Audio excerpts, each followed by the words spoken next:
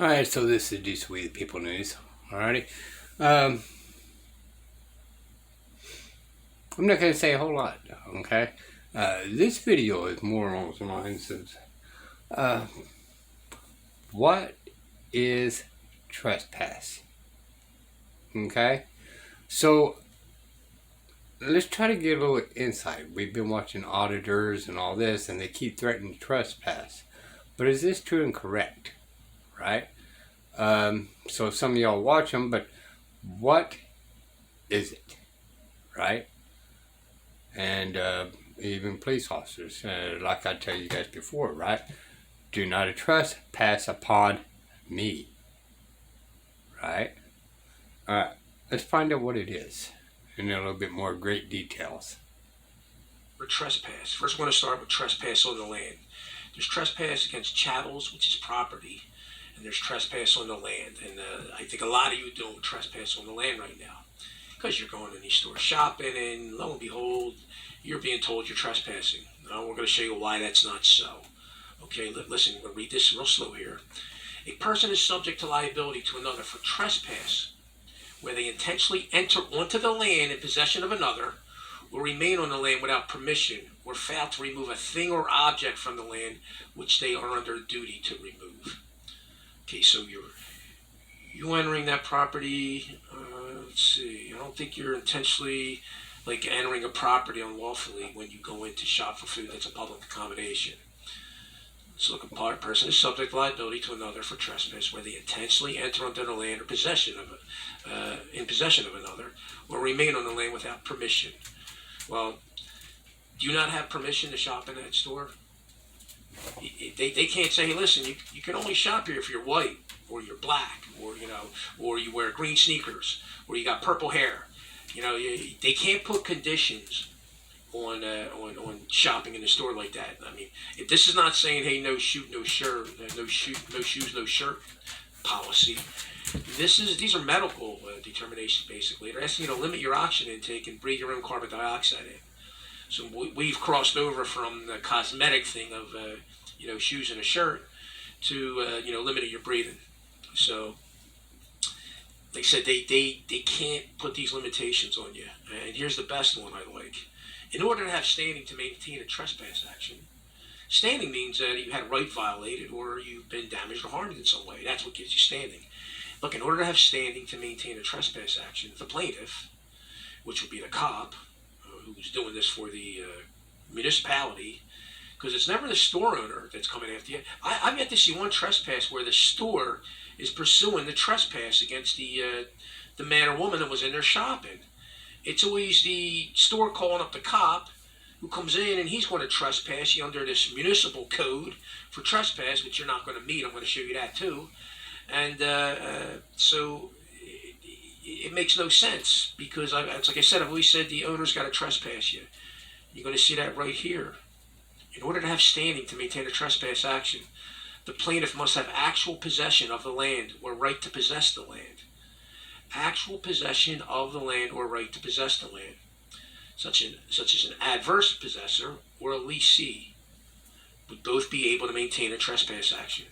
Now, an adverse possessor, that's actually a squatter, okay? A squatter is anyone who's on the land who's not a tenant or a licensee of the legal owner. So anyone who's not on a property that's not a tenant or a licensee, they're a squatter. But even they have rights on the land, okay? Does the cop have, or the municipality, they have actual possession of the land? No. Do they have a right to possess the land? Nope. They're not adverse possessors of the land, and they're not lessees of the land. So look, they have no standing to maintain a trespass action. And we're going to get into trespass a little later to see what actually trespass is.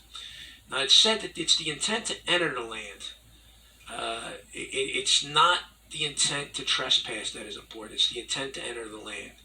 Now, mistake of ownership is no defense to trespass, which means if you think that you are on your land and you're actually on your neighbor's land, that's not a defense, okay? So if there's a dispute over a property line or something and you think you're on your land and you're actually on their land, that you can't use that as a defense for trespass. Now, there's three main trespasses. There's an intentional trespass, which is obvious. Somebody goes into a place that they're not supposed to be. You got a gated, say it's a junkyard, whatever, and it's gated up, at night, and somebody climbs the fence. That's a trespass. Okay, that's an intentional trespass. Then you have negligent or reckless trespass. So if someone negligently or recklessly enters upon the land, there's no liability for trespass unless there's damage on the land. I guess think of reckless trespasses. Say somebody's in a car and a dog comes down the street and they swerve to not hit the dog, and they go up on somebody's lawn. Okay, but just by them going up on the lawn, they didn't damage the lawn. They didn't take out a mailbox. They didn't do any damage. They just drove on the people's lawn. Okay, so if they didn't damage anything, that's not a trespass. That individual didn't commit a trespass because there's no damage to the land. Now, if he damaged the land, it's still not a trespass. He'd just be responsible for the damage to the land. But it wasn't a planned thing. Okay, it wasn't an intentional trespass. It was him either recklessly or not. Say he wasn't paying attention. Say somebody dozed off driving a car and they drove up on somebody's land or somebody's property. You consider that a negligent or a reckless trespass. But as long as they don't commit damage, it's really not. They're not liable for trespass because there's no damage to the property. It wasn't an intentional trespass. Then there's an accidental trespass, and there's no liability for an accidental trespass if the entry is accidental and there's a non-negligent and it's unintentional. And a basic example would be like the golf ball example. Say a guy's on the course and he's hitting the ball, hits it down the fairway, and he's going straight down the fairway. He smacks his ball and it hits a branch and pops off into somebody else's property.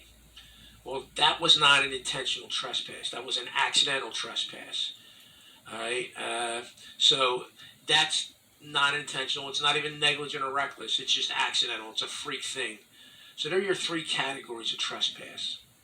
Now, your mass citation, walking into a store to shop for food or products, you don't meet any of these. You're not intentionally trespassing, you're not negligent or recklessly trespassing, and you didn't accidentally trespass. Now, listen, trespass can be committed on the land, beneath the land. So if somebody digs a tunnel under your property, okay, they're trespassing. Above the land, if somebody flying a drone over your house, or if somebody shoots a bullet and it passes over your property, that's a trespass, okay? So trespass could happen under the land, on the land, or above the land. Now there's a couple defenses to trespass. One's called privileged entry. In case of public and private necessity, a party is privileged to trespass upon the property of another with no liability. However, if it's a private necessity, and say a private necessity, say you're out on the water on a boat and this nasty storm kicks up, and you're in danger getting thrown, your boat getting turned over, and you're in danger. So you you motor over to the nearest dock, and it's not your dock; it's somebody else's dock, and you dock your boat there. That is not a trespass. Okay, that was a private necessity that you had. Okay, as long as you don't damage that guy's dock, that's not a trespass. Now, if you damage the dock, your boat damaged it in some way, then you're going to be liable for the trespass. Okay, but and also think of it like say somebody's got a small plane and they're flying and one of them little Piper Cubs and the thing has trouble, and they decide, oh my God, I'm not going to make it back to the runway. I'm going to have to land in this guy's field, and they land in the field. As long as they don't damage the field, that's not a trespass. That's a private necessity. They had to do that to avert a disaster. Okay. Now, if they take out the guy's crop when they land, then they're liable for the trespass. Okay. Even though it's not wasn't intentional, they're still liable for the damage they create. So they're called private necessities, and we'll deal with public necessities, later when we talk about chattel. And like we're talking about, basically, the trespass. Notice it's never. Say you're in Target and they trespass you. Somebody trespass you from Target. It's not the store that's pursuing the trespass. It's not the owner. It's not even the leasee of the store that's pursuing the trespass. It's the cop, the police officer, and he's doing it on behalf of the municipality.